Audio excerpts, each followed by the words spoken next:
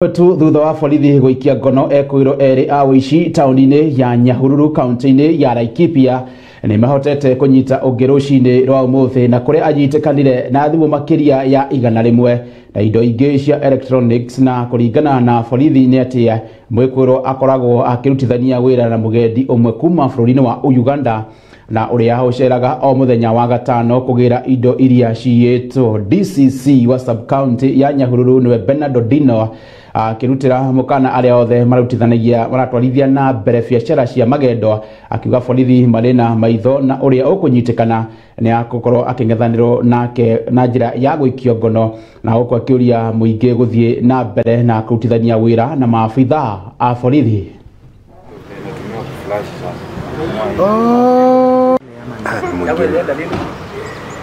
Kazi ambayo maafisa wanaifanya unaiona iko na tuongee kweli. Eunice Nyawera, karibu sana.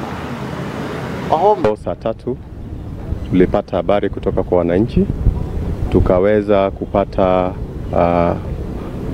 jambazi alikuwa ameweka masimu kadhaa. Tumekuwa na changamoto ya watu kuibiwa simu kwa hii town, cases ya mugging, na inasemekana kwamba hao watu wako na cartel kubwa, wanachukua masimu ya watu kisha wanasafirisha hadi Uganda. So leo hii tumeweza kupata mtu mmoja ambaye amekamatwa, ako kwa cell, atafikishwa kule kotini. Tuko na simu 41, tablets 3, laptop 1 na batteries 60. Mimi ningependa sana kupongeza wananchi kwa vile wamekuwa na imani na security agencies, wanatupatia information ambayo ina lead to arrest and prosecution ya criminals.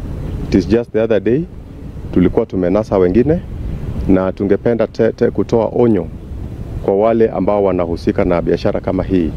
Watu wengi wamepoteza masimu hapa, na hiyo cartel ya kuibia watu masimu na kusafirisha, tunawaonya kwamba mara hii kama watapatikana, sidhani kama watatoboa kutoka.